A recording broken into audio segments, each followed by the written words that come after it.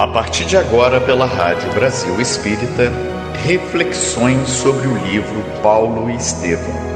Uma apresentação, César Perry.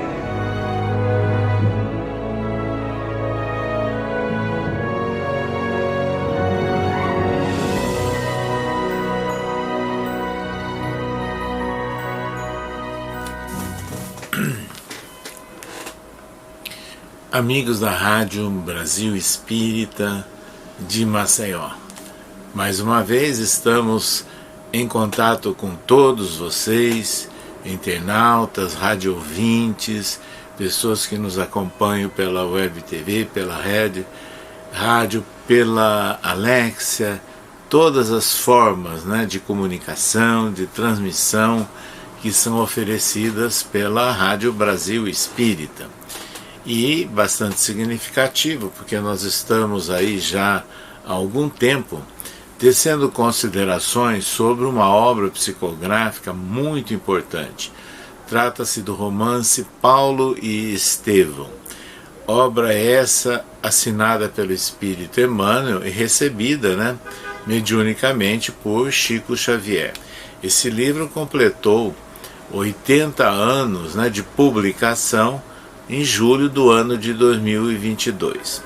Assim, meus amigos, na última apresentação que fizemos pela RBE, nós comentamos o capítulo 5, do romance Paulo e Estevão, onde o Dr. Saulo de Tarso, com o seu amigo Sadoc, estiveram em visita à Casa do Caminho, que funcionava nos arredores de Jerusalém, dirigida por Pedro, Tiago e pelo jovem João. Mas ali trabalhava e falava de uma forma entusiástica, muito fervorosa, um jovem chamado Estevão. E foi essa a razão do Dr. Saulo ter ido visitar. Ele soube, dessa oratória do jovem Estevão. E lá estabeleceu-se um momento até de discussão, porque após uma belíssima fala de Estevão, enquanto ele falou sobre textos escritos relacionados com os livros que hoje constituem o Antigo Testamento, o Dr. Saulo aceitou. Porém, ele passa a falar de Jesus o Messias. Aí provocou a ira, do Dr. Saulo de Tarso. E tudo isso terminou com um momento de ira, do Dr. Saulo de Tarso, retirando-se do local e prometendo punir aquele jovem, julgar aquele jovem. Então foi essa a questão, muito séria que aconteceu ali na Casa do Caminho. E é interessante que Dr. Saulo se retira, passa pela casa da sua noiva Abigail e em seguida se dirige a Jerusalém. Lá no Sinédrio ele estava então propondo um julgamento daquele jovem Estevão. Na peça acusatória que ele formulou, ele apresentava Estevão como um feiticeiro, vulgar inclusive, mestre de preceitos subversivos, em nome de um falso Messias, que Jerusalém já havia crucificado alguns anos antes, depois das mesmas acusações. Então, essa foi a peça com que Dr. Saulo acusava e propunha o julgamento de Estevão. A notícia correu, chegou até a Casa do Caminho, e havia por parte de Estevão serenidade, por parte dos representantes, discípulos diretos de Jesus e outros companheiros, muita apreensão e preocupação. Então hoje, na sequência, nós estaremos comentando agora o capítulo 6 de Paulo e Estevão. Nesse romance, esse capítulo trata ante o Sinédrio. Então Emmanuel registra aqui no capítulo que no dia pré-determinado, aquele recinto imponente do Sinédrio tinha uma verdadeira multidão de curiosos, de crentes fervorosos no judaísmo, porque ali aconteceria o primeiro embate, vamos assim dizer, entre sacerdotes, autoridades do judaísmo, e homens daquele estranho, né, grupo que se intitulavam Homens do Caminho. Então, nessas circunstâncias, havia toda uma preparação pomposa, né, do recinto do Sinédrio.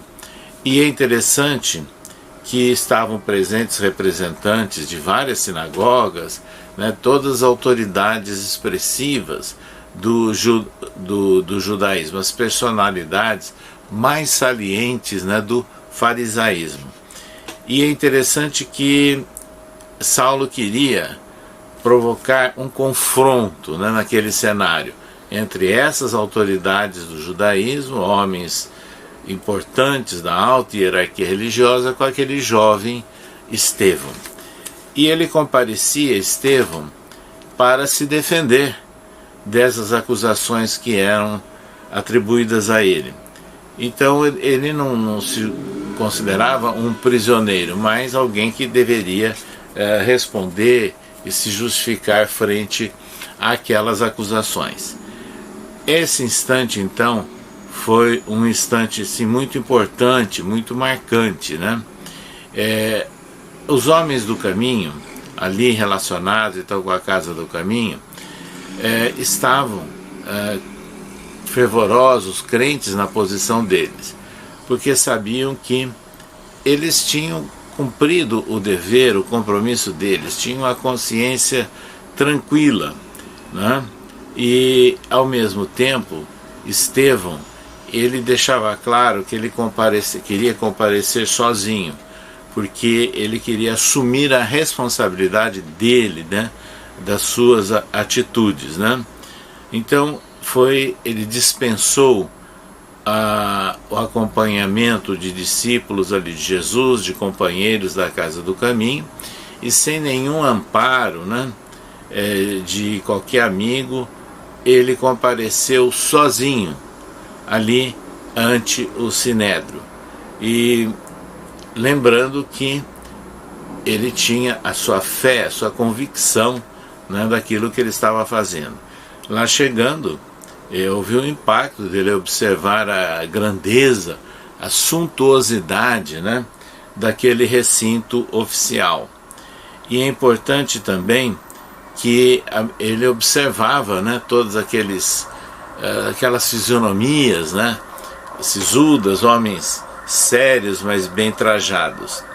E é aí que Paulo, ainda Saulo, né, o doutor Saulo de Tarso, comparece, né, e era o jovem, né, promissor dentro da sua trajetória no judaísmo.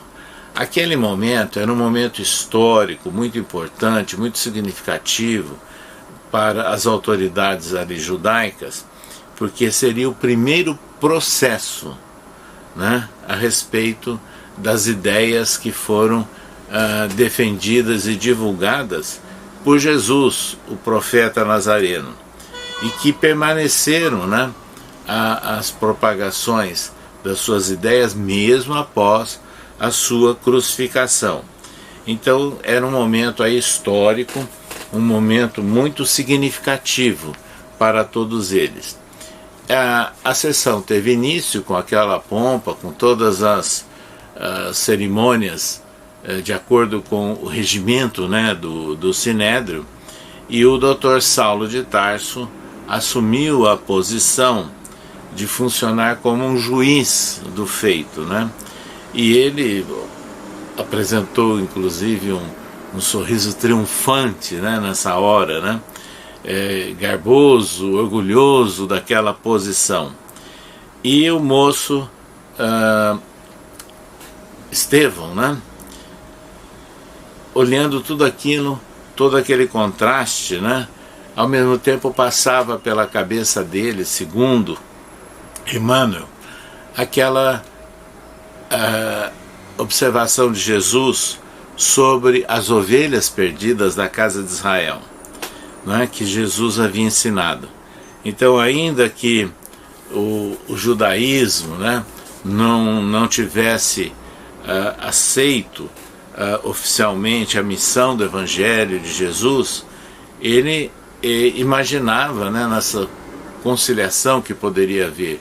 Eram as elucubrações, né, que ocorriam na mente do jovem Estevão naquela oportunidade. Aí ele lembrou, né, de Moisés, que foi escravo por dedicação ao seu povo. Lembrou de Jó, né, que padecera misérias em nome da fé, inclusive, e grandes sofrimentos. De Jeremias, que havia chorado incompreendido. De Amós, que havia experimentado o fel da ingratidão. E aí pensava naquele instante, naquela turbulência, né, de ideias que surgiam na mente de Estevão, como poderiam os israelitas, né, tradicionais, harmonizar o egoísmo, aquela arrogância toda, né, com a sabedoria amorosa dos Salmos de Davi, né? Os Salmos de Davi era algo muito marcado na história do ambiente familiar, né, do jovem Gesiel ainda ali em Corinto, né? Então ele pensava em tudo isso e de repente começa a sessão com as acusações que eram apresentadas a ele, né?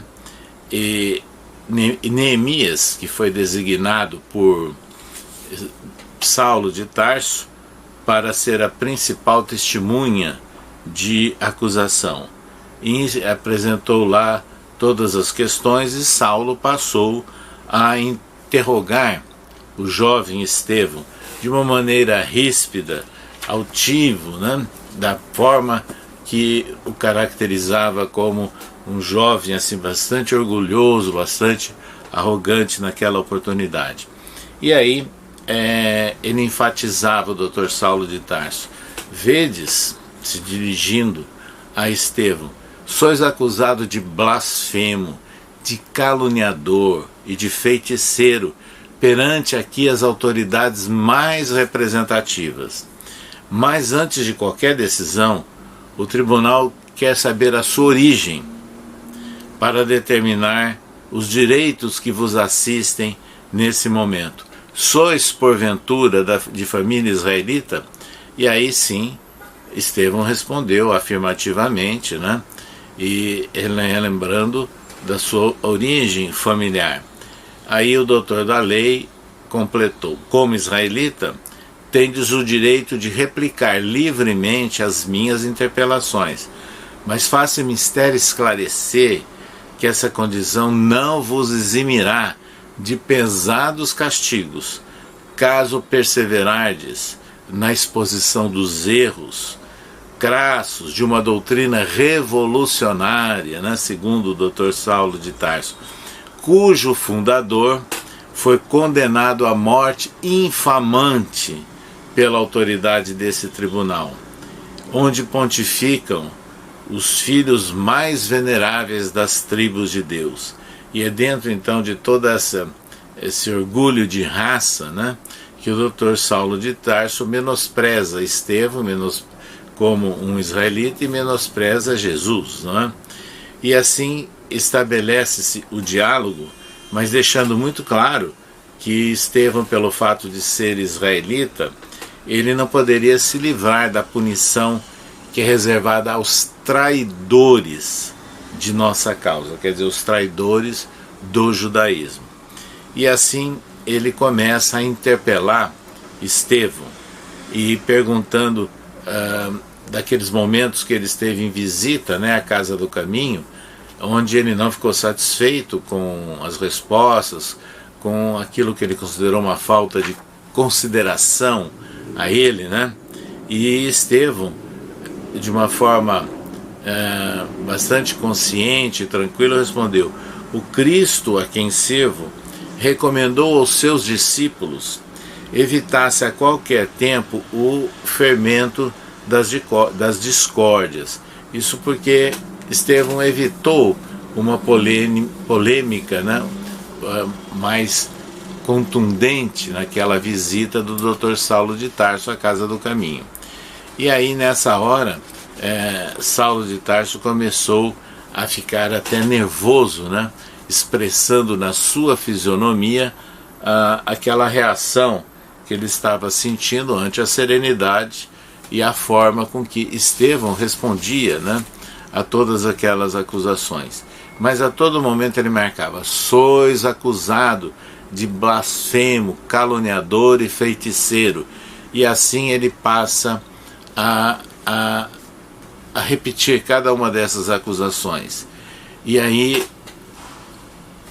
à medida que isso acontecia, Estevão respondia,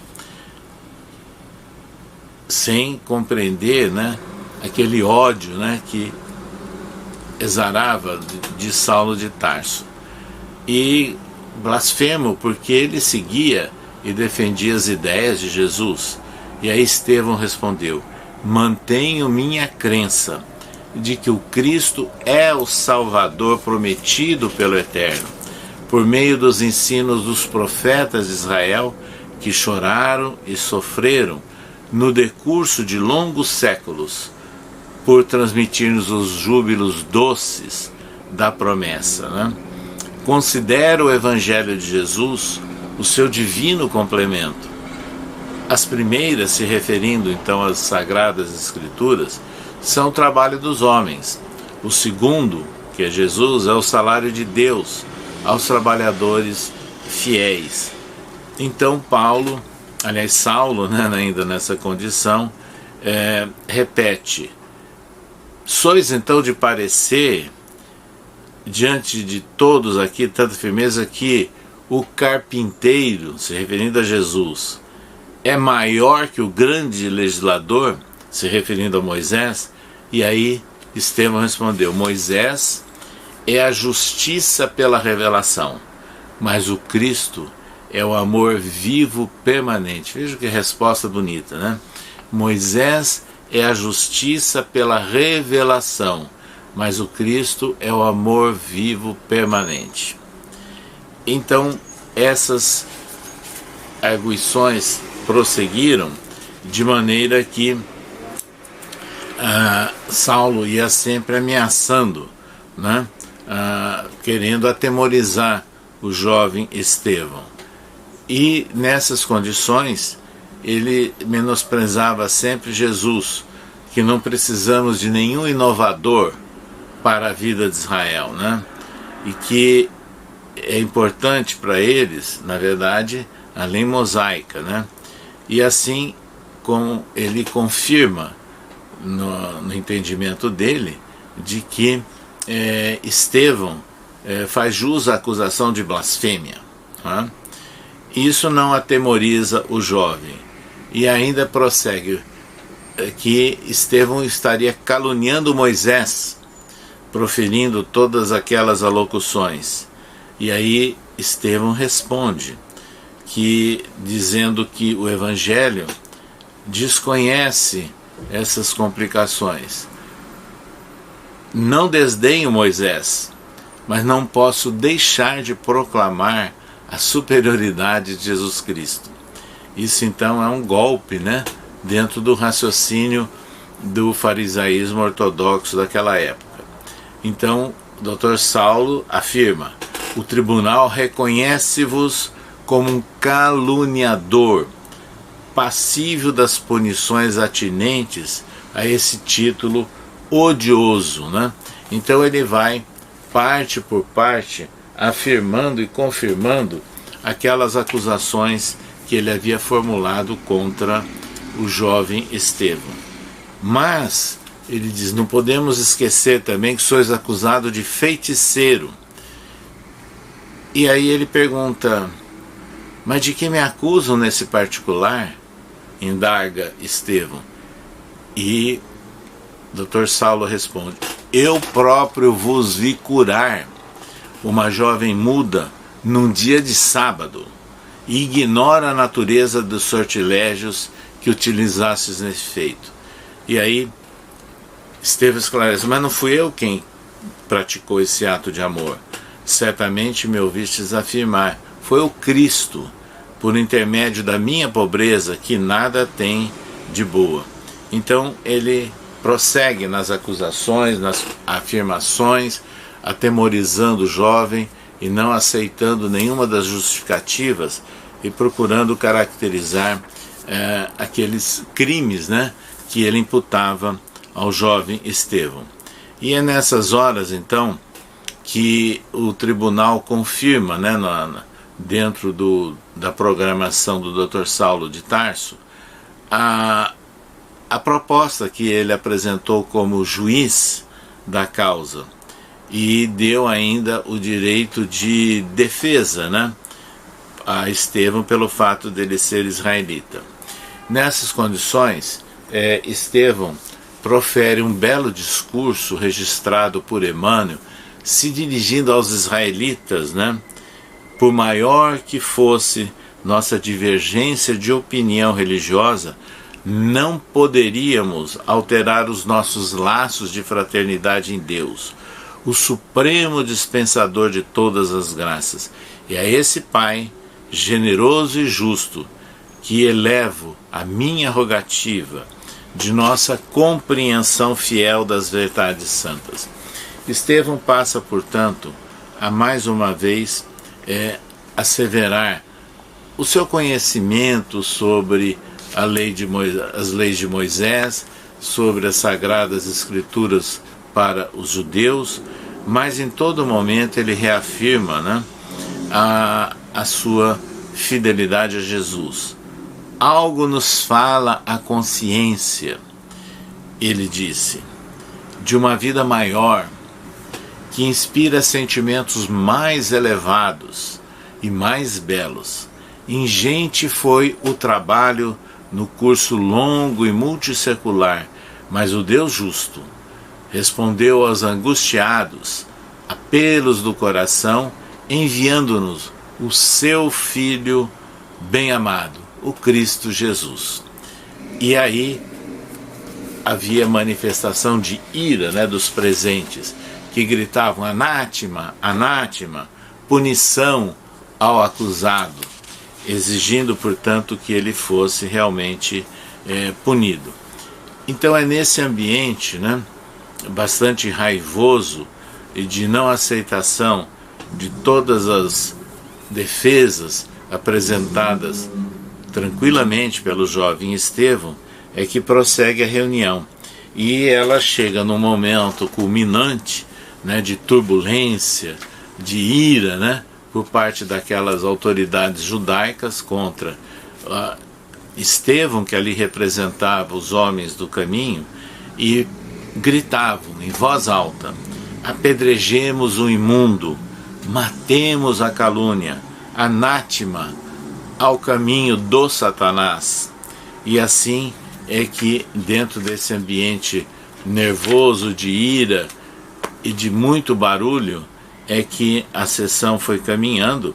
Mas então, em determinado momento, Gamaliel, que tinha sido o professor, o orientador, que era o grande sábio do judaísmo, o professor de Saulo, pediu a palavra e recomendou ali que houvesse uma nova reflexão, né? E nessa reflexão ele dizia que, apesar de toda a peça acusatória, ele propunha que não houvesse uma execução imediata, como estavam exigindo que acontecesse, né?